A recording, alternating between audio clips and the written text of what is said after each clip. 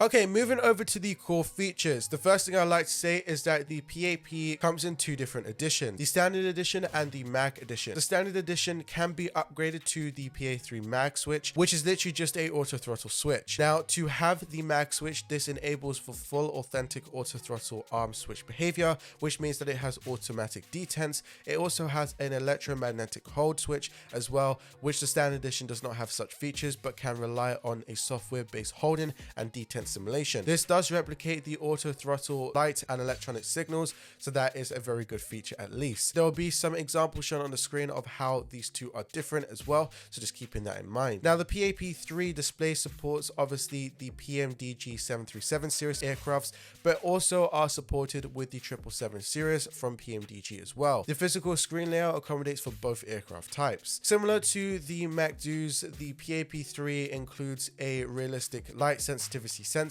that adjusts the display brightness panel and also the backlight dynamically. Now, if you're wondering about the compatibility with certain aircrafts, at launch of this panel, the PAP3 will progressively support various amounts of aircrafts via a plug and play functionality. For example, it's the same way as how the MacDoo got support for other sorts of aircrafts along the line and also other different platforms. This also does feature cross-aircraft compatibility updates that will be rolled out over time. There is also full support for the mobile flight configurations as well, so just keep that in mind. If you're wondering about any sort of full support with the Winwing Sim App Pro, then you can find out on the product detail page and just find it inside the continuous updates for aircraft compatibility. Now, all buttons, including the speed intervention button, features a long travel key and a solid tactile feedback, which is very important, and let me just tell you, these are probably one of the most satisfying buttons I've ever touched in my life. There is also a disengage switch which allows people to take out the autopilot from that disengage switch, and also has a very wonderful structure to it, and also it ensures for an authentic, consistent and premium feel. Now, a few more things I want to say is, one, this is a very good price for a very good quality. Bear in mind, this is actually probably way overboard for how much quality is put inside this for a cheap price, but we'll talk about the pricing in just a couple of minutes. There is a few ways to mount this to your desk. Now, I haven't showed off the installation process because it's the exact same as the Airbus A320 one, so I'll leave the link inside the description for you to go and have a look at that video as well. Now, the way this works is that you could use the desktop use, which is the brackets that come inside the box, or you could clamp it to your desk, provided that you have the brackets to combine with the MP1 clamp that is sold separately on Winwing's website. website. There is also going to be a profile mounting one that you could also install on a 4080 profile using the provided brackets that's inside of the box. There is another way of mounting this, which is that you could also do a realistic cockpit mounting, which means that you use the pre-drilled mounting holes for a seamless integration with your realistic cockpit setup. Now, I just wanted to make this very clear that if you are going to be switching the auto throttle switch, then that is very easily done within the standard edition. I'll leave a picture on the display of how you would actually do it, but the quickest way of me explaining it is that you'll take out the auto throttle switch that's at the back and then put in the mag switch that you would have already brought. This is quick and simple, easy like that, and just connect it up with the little connection that's on the back and you should be perfectly ready to go. After all of that's done, just plug it in and then just get it configured inside of the software and you should be perfectly ready to go.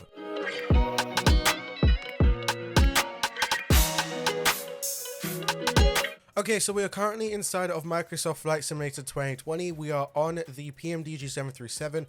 Unfortunately, we're not inside Microsoft Flight Simulator 2024 due to the fact of PMDG has not brought over the 737 series to that game yet. But I'm going to reassure you that this does work with Microsoft Flight Simulator 2024, as that is one of the main features about this product. Now, currently we are standing in Stansted Airport. We do have a Ryanair livery on us as well today, which is very cool as well, and we are currently on runway 22 as well. Now, what we're going to do is we're going to take off this aircraft and I'm going to show you a little bit of the features and then head over to the pros and cons. The first thing that we're going to do is switch on the aircraft, but that's already done.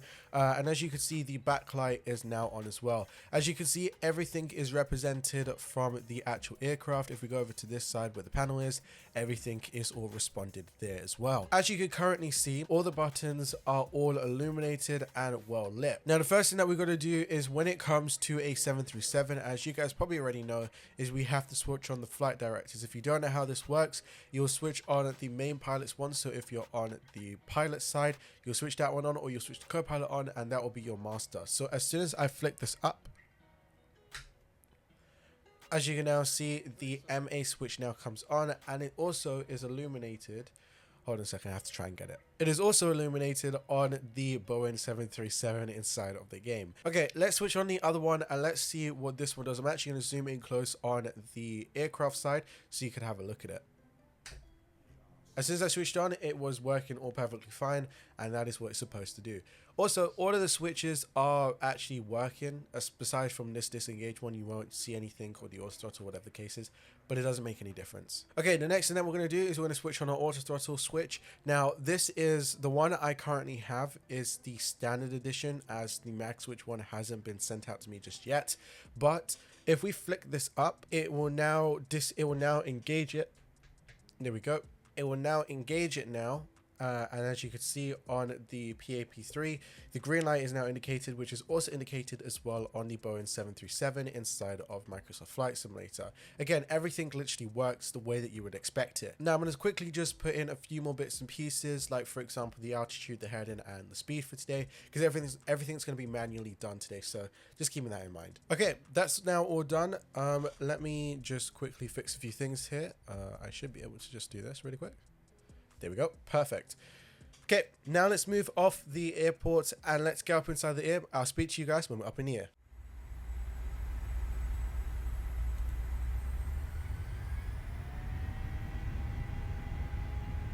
Airspeed alive. 80 knots.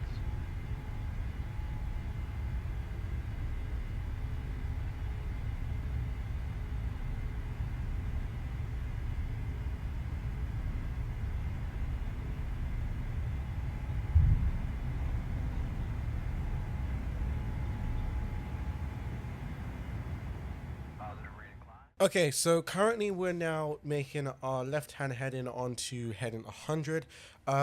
Currently, that literally was not probably the best taking off I've ever done in a Boeing 737, but it was a takeoff at least we're up in the air. Now, as you could see, there was quite a lot of button switches that I had to do because I didn't set my LNAV and VNAV beforehand, and obviously there is no actual route inside this, so it probably won't be able to find one, but As you can see, all of these buttons do work. As you can see, when I was switching between the two different autopilots, everything literally switched between what it was supposed to. So when the master switch switched off on the left hand side, it switched on to the right hand side, and it done the same thing on the actual aircraft on Microsoft Flight Simulator.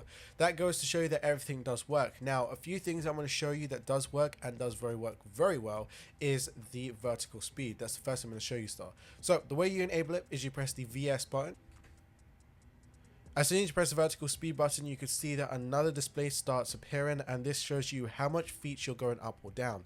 Now we're going to bring that speed up. We're going to do a little thing. We're going to do something very stupid. We're going to bring the speed up and make this thing fly up in the air quite fast.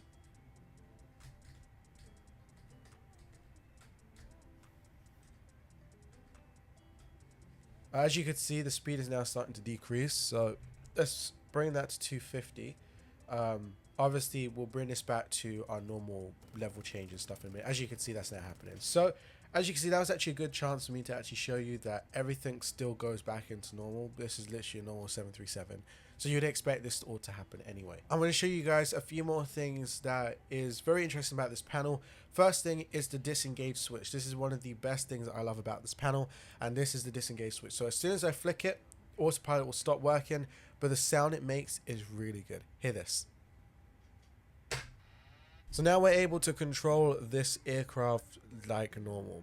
Obviously, what we'll do to switch that back on, because if you don't know how the 737 works, is that when that disengage button is switched on, you literally can't switch it back on. So if I press it, it literally won't switch on. So I'm pressing the autopilot button on my joystick and it's not switching back on. Only way for me to switch it back on is if I disengage the autopilot and now switch it back on. Now the aircraft is now controlling itself. So that's something to just keep in mind when you're using that disengage button. If people haven't used it that much, just keep that in mind, that you will need to push back up the disengage for it to work, or you're probably gonna have problems. Again, everything is literally realistic and one-to-one replica with the 737, as I said before. I'm just thinking if there's any more features. I guess the only thing I want to show you guys is the heading mode. You got from 10 to 30 degrees as a bank angle. So we're gonna go over to the middle. And we'll make another left-hand turn onto the heading of 15. Obviously, this is going to work with the 777, as I said before, and you'll probably hear it inside the pros and cons. This works with the 777. There's one thing I didn't say inside the pros and cons, because I've done the pros and cons before I've done the gameplay, which is that the USB Type-C cable that is provided, that you've probably seen within the unboxing portion, is a right angle cable. So that is benefiting everyone. So it's not just only my box that came with it, it's everyone else's box that came with the right angle cable. That makes it way more better for people that were looking for a right angle cable because it didn't fit with whatever they were using, or their sim racing rig, or sim rig in general. It doesn't make any difference whatever you use. It's way more better, and I personally like it. Everything works. The Sim App Pro also works as well. You will need to use Sim App Pro to get this thing fully set up. This thing is literally plug and play. I'm gonna head over to the pros and cons now about what I think about this product and the pricing. Let's get straight on with it. DWK on the track. Okay, moving over to my pros and cons about this product. I'm going to be 100% honest. There is no cons about this product. It's actually very interesting that I'm actually saying that there's no cons, but I'm being 100% honest, there's none. The pros about this feature is literally everything. One, the tactile buttons. Those things are absolutely amazing. The rotary dials and everything like that is so good. Also, one of the things I also like is that everything responds seamlessly without no interruptions with the sim. It doesn't even actually take any sort of background usage from the sim, as far as my experience with this product has been. Also, one thing I also like is that it's not just only locked down to the 737 series of aircrafts. It is also compatible with other aircrafts, like for example this 777. I'm sure by the time I'm recording this video there is probably 787 that's already out with this as well. So again, there are so many different aircrafts that you could use this with, so hopefully you guys take full advantage of it. Again, another pro I have is that Winwing has given you guys two options options of how you want to buy this product. If you are on the cheap and affordable side of things, you could buy it without the mag switch. If you have the money to buy the mag switch later on down the line, you can do it. You could go ahead on the website and spend £50 or just a little around that £50 area and get yourself the mag switch to add onto your experience. Obviously, if you just have the money all out, you can ball out and get it with it automatically in there. But again, I like the option that Winwing has given you, that you have the flexibility to do all of that. Okay, so the PAP3 will cost £154.45, and that is just the standard edition. If you want the mag switch included already as like a bundle which already has it plugged in already, it will cost £205.90. If you want to buy the mag switch sold separately and also just put it inside the standard edition, it will cost that switch £51.45. Now, quick notice is that the actual selling price will be different for each and every region's site and may be adjusted due to exchange rates, and the final price may be based on the real-time price on that day. There is no free shipping and no tax included on the global shipping site. On the EU site, there is tax included, but a conditional free shipping as well has been included. Now, before I go on to the outro of this video, I do want to say that Winwing isn't just stopping there with their products. They are bringing out so much more products. They literally have a whole entire list coming out that, as you can remember from FS Weekend, they said that they'll bring out the whole entire fleet of Airbus products. So I'm hoping to get my hands on that and hoping to do some product reviews on that as well when that does come out. Again, when the mag switch comes out, I'll hopefully be doing a product review on that as well. Just a quick video to showcase you how the mag switch actually works and demonstrate it as well in a real world situation. Hopefully you guys enjoyed this video. Yes, this video was kind of like quite short about the Winwing PAP3. I didn't want to spend too long talking about this product because, to be honest, the product talks for itself, and this is one of the things I love about brands, when a product just talks for itself and people just go ahead and just buy the products automatically. This is also Microsoft Flight Simulator 2024 compatible as well, as I didn't say that inside the features list as well, but all of those you could expect with this product. If you have any sort of questions that you want to ask me down below, you can ask that inside the comment section and I'll get back to that as soon as I possibly can. Anyway, this has been your boy Jay. Hope to see you guys in Microsoft Flight Simulator news on Sunday, and as always, this has been your boy Jay. Happy flying.